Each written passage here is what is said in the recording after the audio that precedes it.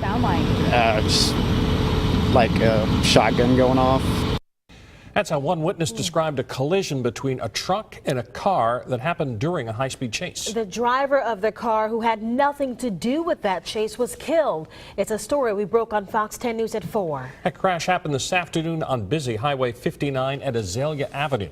New tonight at 9, charges have been filed against the man who was driving the truck. Fox 10 News reporter Candace Murphy was on the scene shortly after that wreck.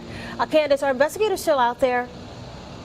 Lanise, investigators left about 2 hours ago. It's actually very quiet out here compared to what we saw earlier. This was a very active scene. This entire intersection where South McKenzie and Azalea Avenue meet was filled with investigators when two cars flipped over.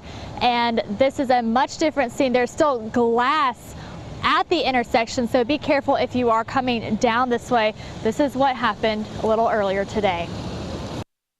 The side and roof of this car are almost completely gone. The windshield shattered. The bumper was thrown into a nearby parking lot.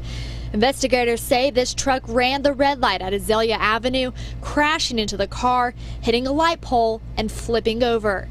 Investigators say there were about a dozen officers chasing after the driver of the truck, Stephen Little.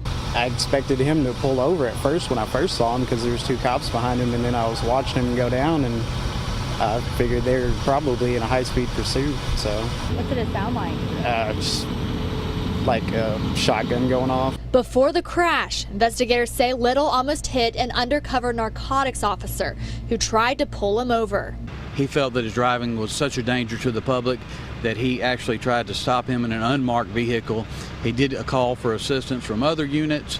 At one point, he did make contact with the driver, told him that he was under arrest for reckless endangerment. At that point, the driver fled. Deputies say Little actually got out of the truck after it crashed and tried to run. They were able to catch up with him and arrest him. Investigators say Little was taken to a local hospital and has outstanding warrants with the Foley Police Department. This case could and would likely result in murder charges being brought against Mr. Little. The driver of the car died at the hospital. I'm just shocked, you know, right in the middle of Foley. It's just shocking.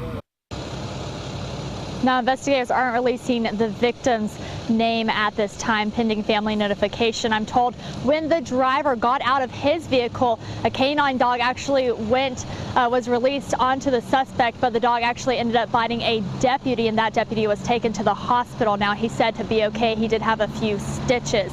As for the investigation, the Baldwin County Sheriff's Office says that it will be looking in to see if any alcohol or drugs were involved in this car accident. Now, coming up at 9:30, we're going to tell you a little bit more about the deputy who began the pursuit in this case and the Foley Police Department's involvement as well. For now, reporting live in Foley, I'm Candace Murphy, Fox 10 News. And new tonight at 9, a Foley doctor is expected in Montgomery